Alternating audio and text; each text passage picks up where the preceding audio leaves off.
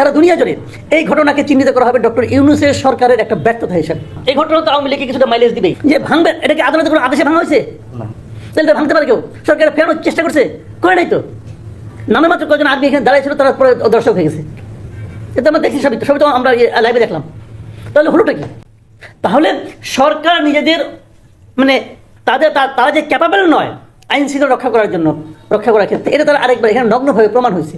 আর সারা দুনিয়া জুড়ে আজকে ইন্টারন্যাশনাল মিডিয়াগুলি আপনি যাগুলি পড়েন, আমি কয়েকটা তো পড়লাম, সারা দুনিয়া জুড়ে এই ঘটনাকে চিহ্নিত করা হবে ডক্টর ইউনূসের সরকারের একটা ব্যর্থতা হিসাবে। বলা হবে এটা আলটিমেটলি ডক্টর ইউনূস এদেরকে প্রশ্রয় দিচ্ছে।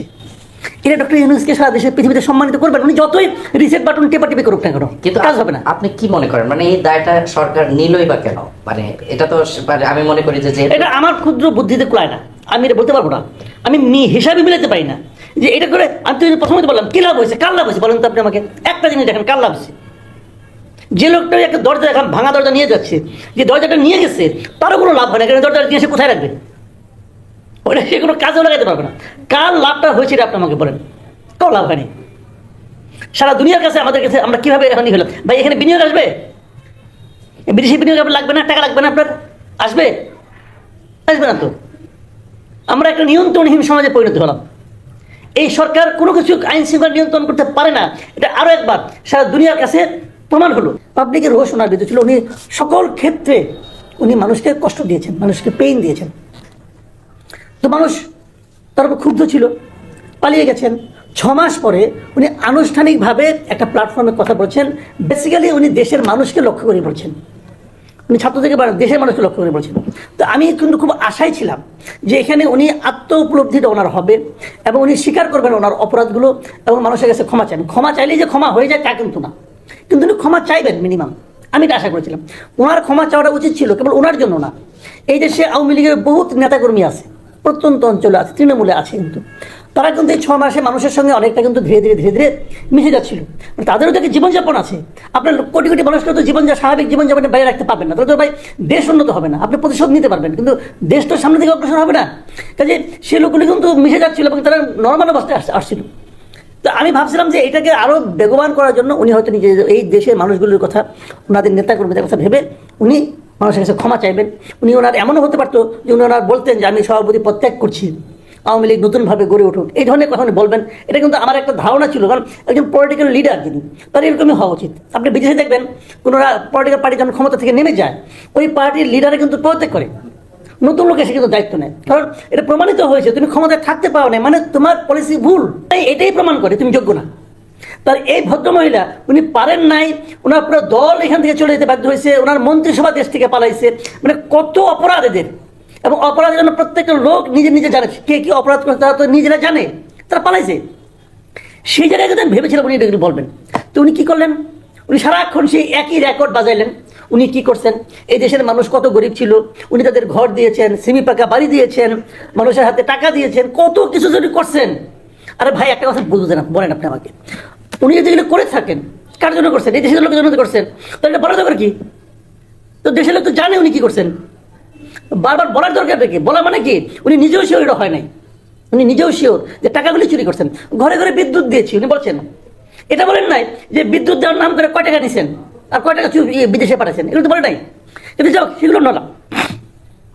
সব মিলিয়ে আমার যে বক্তব্য, ওনার এই ভাষণটা ছিল খুবই নিম্নমানের, নিম্ন রুচির, অহংকার এবং বাহাদুরিতে ভরপুর একটা ভাষণ, যে ভাষণ এদেশের মানুষের মধ্যে মিনিমাম ফিলিংস ক্রিয়েট করতে পারে নাই, মিনিমাম পজিটিভ ফিলিংস ক্রিয়েট করতে পারে নাই। বরঞ্চ ওনার দলের লোকজন যারা এই ভাষণটা দেশে থেকে শুনেছেন তারা আতঙ্কিত হয়েছেন যে এই ভাষণ আমাদের জীবনকে আবার অস্থির করে তোলে, এবং হয়েছেও তাই। তাহলে 32 নম্বরকে ভাঙছে, আর কোথাও কিছু হয় নাই সারা দেশে, খবর নিয়ে দেখানো হয়েছে।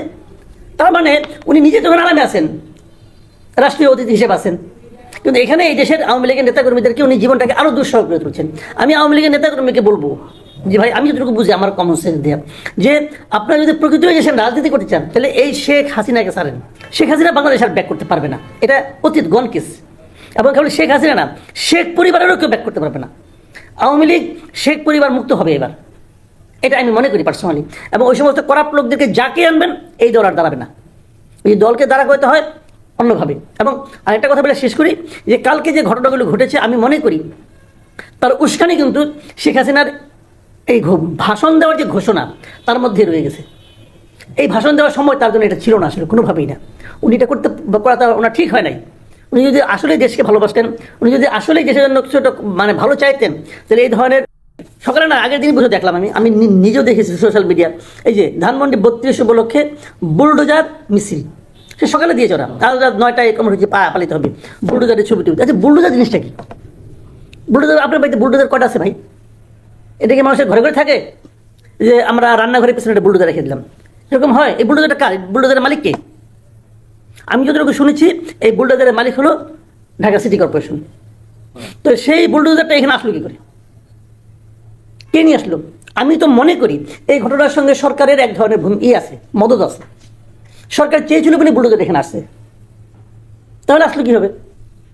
সরকার যদিও ব্যাখ্যা দিচ্ছে নানা রকম ভাবে, সরকার যে ব্যাখ্যা যেটা আমি সর্বশেষ এখানে এসে দেখলাম, সেই ব্যাখ্যাটা আমার কাছে হাস্যকর মনে হয়েছে একটা পয়েন্ট ছাড়া। আর উনি বলতে চাচ্ছেন যে শেখ হাসিনার বক্তব্যের কারণে এটা ঘটছে। শেখ হাসিনা তো বক্তব্য দেওয়া শুরু করছে রাত 9টায়, আর ওরা যদিও 9টায় বলছে ভাঙবে, ওরা তো এখানে আসা শুরু করছে 7টা 8টা থেকে। তাহলে এটা কীভাবে হলো? তাহলে দুটার সাথে মিললো না। যদি শেখ হাসিনা যদি ভালো ভাষণ দিত তাহলে কি ভাঙতো না? তাহলে পুরো জিনিসটাই কি? আমি এখানে দুটো জিনিস দেখি। একটা হলো কি, দেখেন এই সরকারের অনেক ধরনের ব্যর্থতা আছে, এই সরকারের অনেক ধরনের সীমাবদ্ধতা আছে। এই সরকারের যে ব্যর্থতাটা খুবই বড় ইদানিং ধরা পড়েছে, সেটা হলো ওই আহত ছাত্রদেরকে তারা চিকিৎসা করতে পারছে না।